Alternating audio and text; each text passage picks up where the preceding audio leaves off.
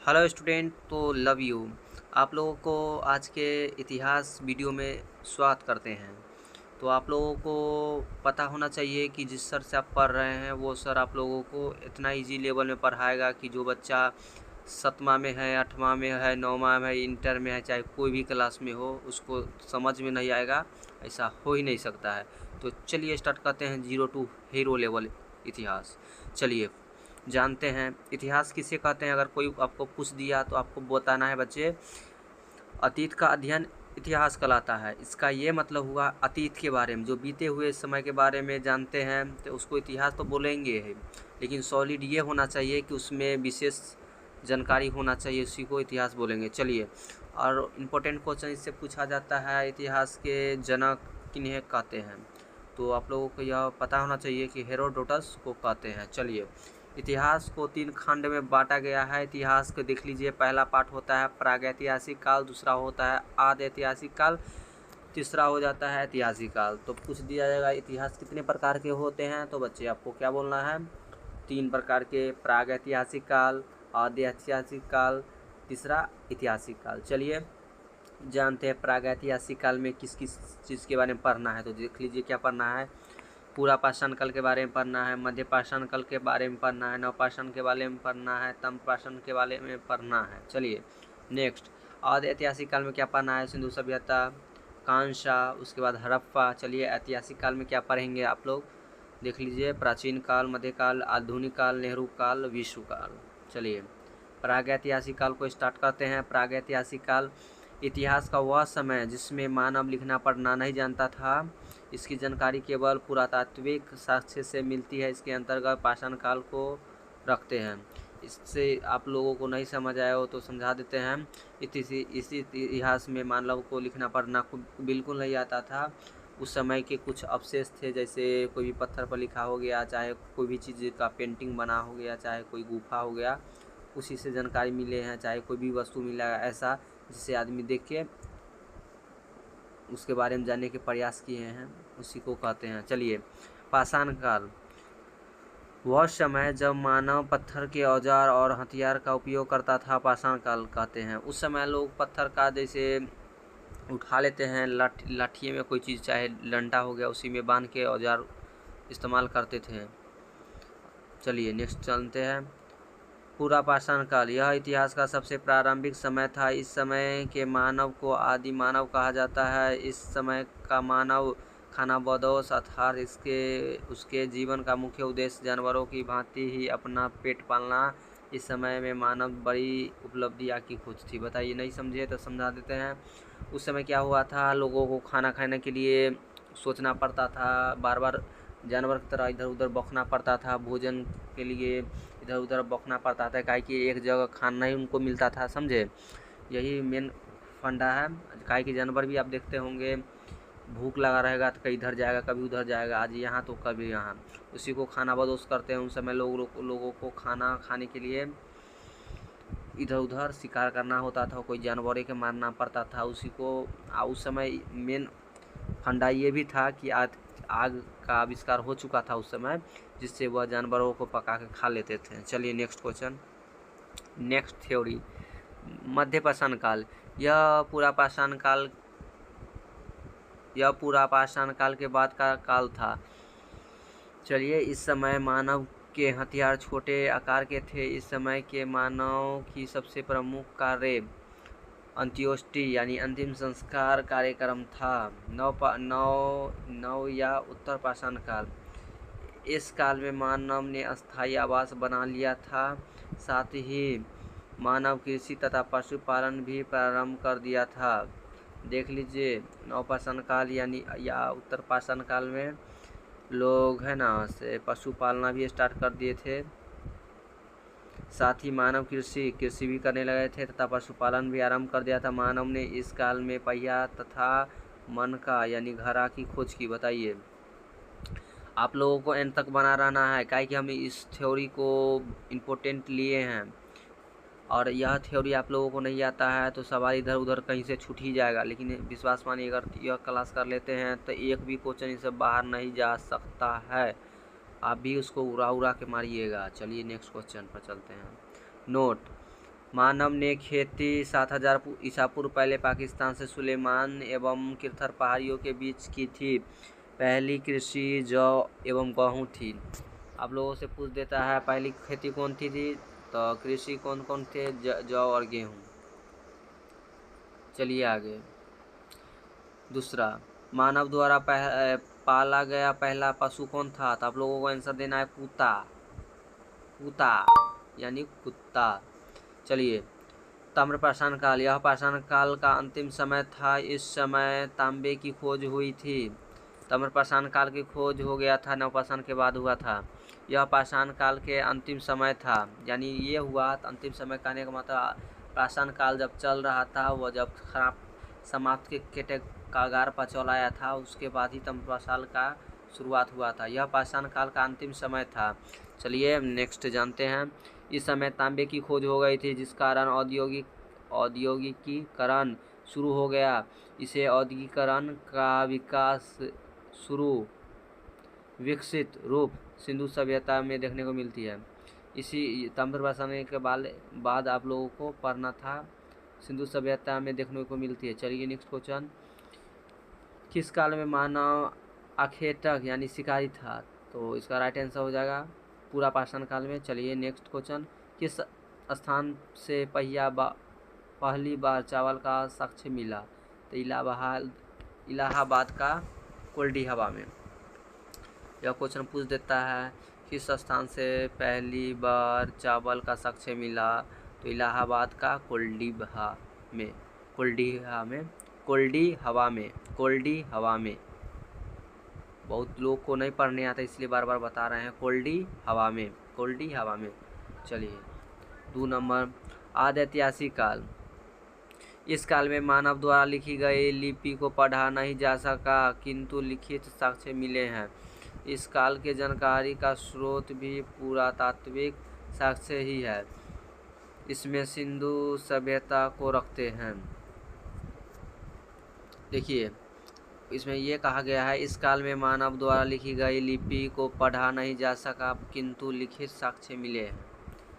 देखो, इस समय में होता था आदमी पढ़ नहीं सकते हैं, लेकिन लिखा हुआ साक्ष्य मिला है। पढ़ना नहीं आता लेकिन मिला है, तो देख लीजिए, मतलब कहा गया है आदमी को मिला है साक्ष्य, लेकिन उसको पढ़ने नहीं आ रहा है, लेकिन लिखा हुआ साक्ष्य है, यानी कोई चीज़ सबूत है। इस काल के जानकारी का स्रोत भी पुरातात्विक साक्षी है। इसमें सिंधु सभ्यता को रखते हैं। चलिए आगे सिंधु सभ्यता के बारे में पढ़ते हैं। यह सभ्यता सिंधु नदी के तट पर मिली थी, इसलिए इसे सिंधु घाटी सभ्यता कहते हैं। इसकी जानकारी के लिए पहली खुदाई हड़प्पा से हुई थी, अतः इसे हड़प्पा सभ्यता भी कहते हैं। सिंधु घाटी का जानकारी चार्ल्स मैसन ने दिया था। सिंधु सभ्यता सर्वप्रथम जेम्स कनिंघम ने किया। सिंधु सभ्यता 13 लाख वर्ग किलोमीटर में फैला हुआ है। तो अब लोगों को पूछ दिया जाएगा सिंधु घाटी कितना लाख वर्ग किलोमीटर में फैला हुआ है, तो 13 लाख। सिंधु घाटी सभ्यता का नामकरण जॉन मार्शल ने किया था। सिंधु घाटी की सभ्यता का नामकरण कौन किया था? तो जॉन मार्शल। सिंधु घाटी सभ्यता की पहली खुदाई दयाराम साहनी ने की थी। सिंधु सभ्यता का आकार कैसा है? त्रिभुजाकार है। तो चलिए नेक्स्ट क्वेश्चन की तरफ। सिंधु घाटी सभ्यता विश्व की सबसे पहली बड़ी शहरी सभ्यता है। क्वेश्चन यहाँ से बन जाता है, सिंधु सभ्यता विश्व की सबसे पहली शहरी सभ्यता थी। इसका विकास 2500 ईसा पूर्व से 1750 ईसा पूर्व तक मानी जाती है। चलिए देख लिए पश्चिम में क्या है। सूतकागेनडोर यानी दाशक नदी। पूर्व में क्या है? आलमगीरपुर जो हिंडन नदी। चलिए दक्षिण में देख लिए दैमाबाद यानी प्रवरा नदी। चलिए उत्तर में देख लीजिए मांडा चिनाब नदी। चलिए आगे देख लेते हैं। इसकी पश्चिमी सीमा पाकिस्तान के सूतकागेनडोर में थी। इसकी पश्चिमी सीमा सूतकागेनडोर में थी, जो दाशक नदी के तट पर थी।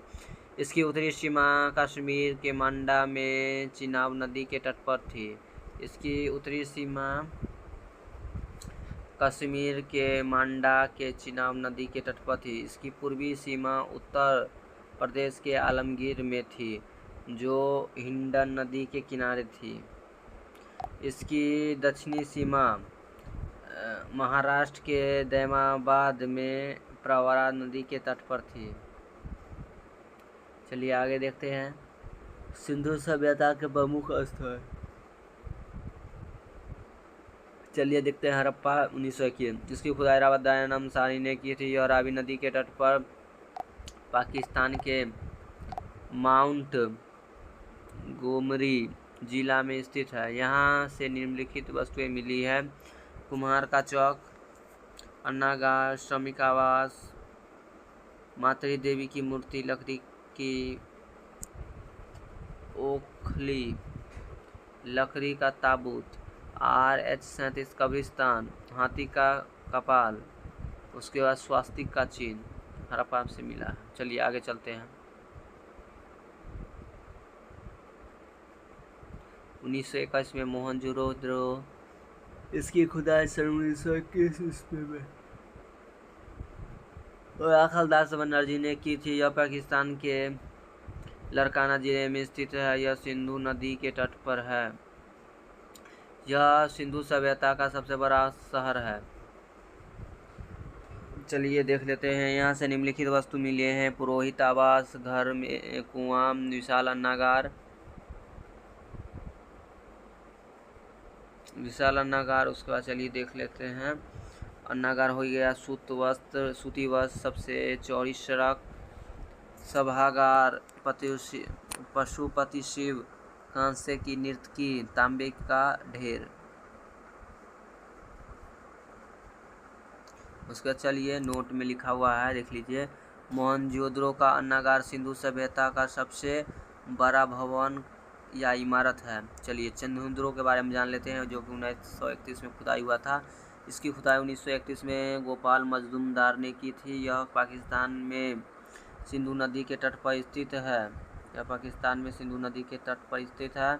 यही एकमात्र शहर है जो दुर्ग रहित है। यह औद्योगिक शहर है। यहाँ से निम्नलिखित वस्तु मिली है: मेकअप सामग्रियाँ मिला है, लिपस्टिक मिला है, शीशा मिला है, मनकी का गुड़िया मिला है, सुई मिला है, अंकुरित ईंट मिली है, बिल्ली पीछा करता हुआ कुत्ता हो गया। चलिए रोपर 1953 में इसकी खुदाई जगदत्त शर्मा ने 1953 ईस्वी में की है। यह पंजाब के सतलज नदी के किनारे स्थित है। चलिए आगे चलते हैं। यहाँ मानव के साथ साथ कुत्तों को जानवर का भी शव मिला है। ऐसा ही शव नवपाषाण में जम्मू कश्मीर के बुर्ज होम से मिला था। बनवाली, इसकी खुदाई रविंद्र सिंह ने की। यह हरियाणा में स्थित है। इसकी समीप रंगोई नदी है। यहाँ जल निकासी की व्यवस्था नहीं थी, जिस कारण घरों में सोख्ता मिला है। यहाँ की सड़कें टेढ़ी मेढ़ी थी। चलिए कालीबंगा के बारे में जान लेते हैं। इसका अर्थ होता है काली मिट्टी का चूड़ी। यहाँ से अंकुरित ईंट, चूड़ी, जोता हुआ खेत। देखिए कालीबंगा से क्या क्या मिला है: जोता हुआ खेत, चूड़ी मिला है, अलंकृत ईंट मिला है, हल एवं हवन कुंड मिले हैं। यह राजस्थान में सरस्वती यानी घग्गर नदी के किनारे स्थित है। इसकी खुदाई BK थापर या BB लाल ने की है। धौलावीराम देख लीजिए, यह गुजरात में स्थित है। यह सिंधु सभ्यता का सबसे बड़ा स्थल है। इसकी खुदाई रविंद्र सिंह ने की। सुरकोटदा, यह गुजरात में स्थित है। यहाँ से कलाश, स्वाधान तथा घोड़े की हड्डियाँ मिली है। देखिए सुरकोटदा से देखिए क्या क्या मिला। यह गुजरात में स्थित है सुरकोटदा। यहाँ से कलश, स्वाधान तथा घोड़ा की हड्डियाँ मिली है। देखिए लोथल में क्या मिला। यहाँ सिंधु सभ्यता का बंदरगाह स्थल है। यहाँ से गोदीबारा मिला है, यहाँ से गोदीबारा मिला है। यहाँ घर के दरवाजे सड़क की ओर खुलते हैं, यहाँ के घर के दरवाजे है ना सड़क की ओर खुलते हैं। यहाँ फारस की मोहर मिली है जो विदेशी व्यापार का संकेत है। चलिए आगे जान लेते हैं। यहाँ के युगल समाधान मिला है जो सती प्रथा का प्रतीक है। चलिए रंगपुर में देख लेते हैं, यह गुजरात में स्थित है। यहाँ के से धान की भूसी मिली है। सिंधु सभ्यता का सबसे बड़ा स्थल धौलावीरा है जो कि गुजरात पाकिस्तान में। भारत में सबसे बड़ा स्थल कौन सा है? राखी गढ़ी जो कि हरियाणा में है। सिंधु सभ्यता का सबसे बड़ा शहर मोहनजोदड़ो है। चलिए आगे जानते हैं सिंधु सभ्यता की विशेषता। सिंधु सभ्यता एक नगरीय सभ्यता थी। यहाँ की सड़कें एक दूसरे को समकोण पर काटती थी तथा पूर्व पश्चिम दिशा में थी, जिससे हवा द्वारा सड़क स्वच्छ साफ हो जाता था। नलियाँ ढकी हुई रहती थी। अर्थव्यवस्था का मुख्य आधार कृषि था। इसका व्यापार विदेशों तक होता था। इनका समाज मातृ सत्तात्मक था।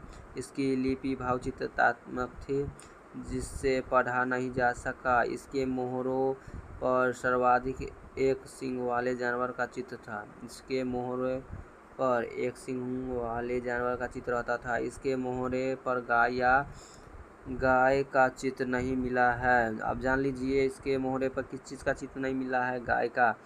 यहाँ मापतौल के लिए न्यूनतम वाट 16 किलो का था। सिंधु सभ्यता के लोग युद्ध या तलवार से परिचित नहीं थे। सिंधु सभ्यता के विकास का सबसे बड़ा कारण बाढ़ हो गया जाता है।